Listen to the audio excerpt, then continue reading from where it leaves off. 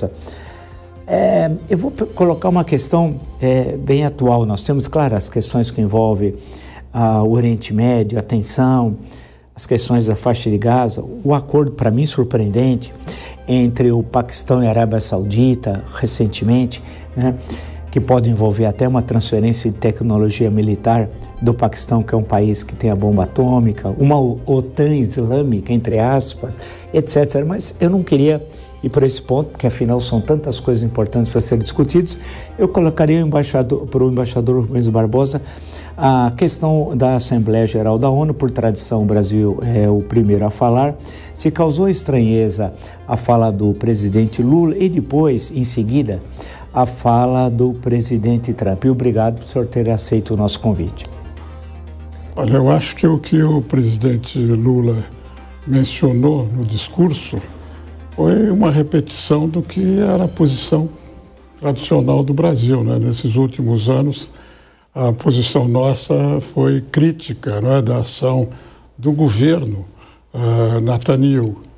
Eu acho que ele reiterou todas as afirmações que ele fez aqui antes e com muito vigor, ficou muito forte no discurso das Nações Unidas. E coincidiu com a reunião, né, que foi feita na véspera da abertura, em que acho que 11 países, no final, né, reconheceram a política do segundo Estado.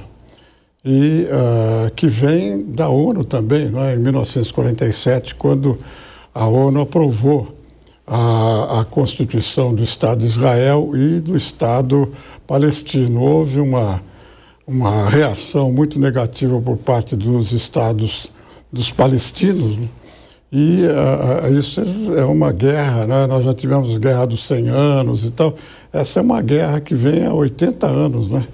E agora ficou mais difícil ainda, porque mais de 150 países reconhecem a necessidade para se chegar a um acordo de paz lá, reconhece a necessidade de ter um segundo Estado, quando Israel está fazendo exatamente o contrário com o apoio dos Estados Unidos. Então é uma situação muito complexa. Eu acho que esse apoio das lideranças europeias agora, França, Inglaterra, Portugal, né, ela é importante politicamente, mas eu acho que vai ter pouco efeito prático.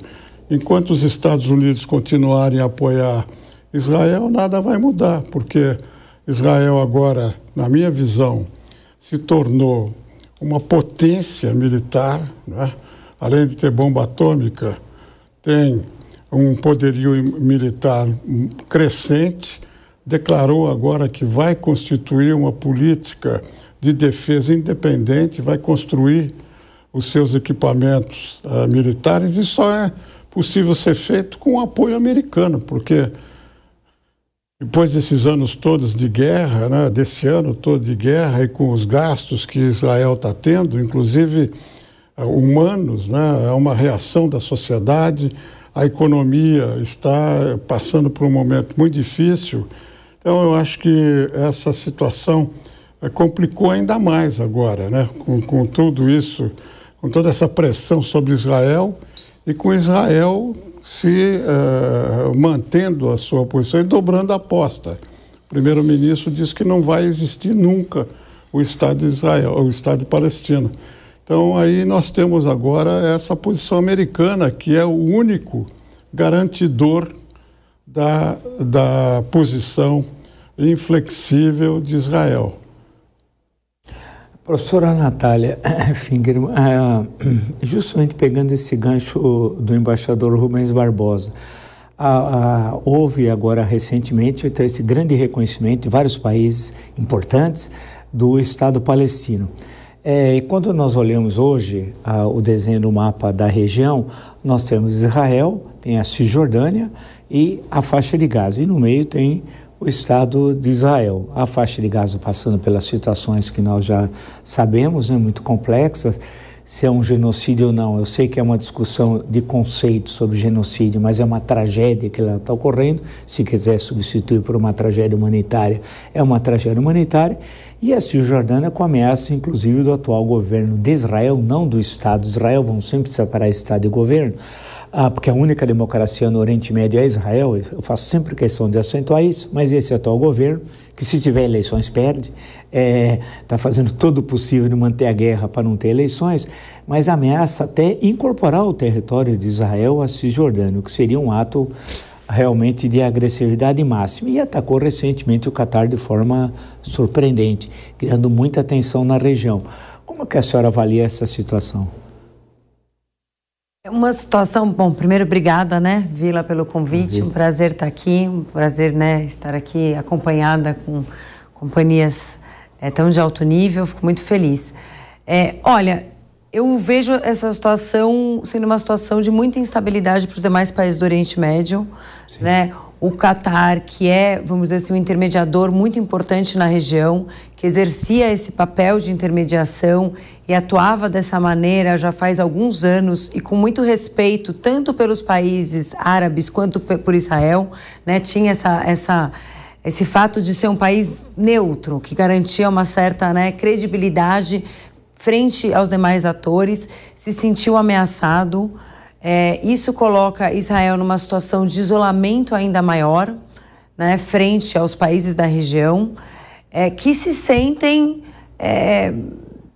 numa situação de ameaça, né? Não é somente o Irã que é ameaçado, mas eles também se veem como potenciais, vamos dizer assim, núcleos de ataque, de ameaça. Então, é uma situação muito delicada. Eu acredito que a gente precisava ter um reposicionamento do governo norte-americano em relação a Israel para resolver essa situação de uma vez por todas. Mas também vejo que os países europeus tomaram uma decisão agora, que do meu ponto de vista é tardia e de um impacto limitado. Por muito menos, outros países do mundo sofreram sanções econômicas. Por muito menos. Então, caberia à Europa e alguns países, né, importantes do mundo tomarem uma posição sobre impor sanções a Israel. E parece que fica sempre uma espera sobre um posicionamento norte-americano.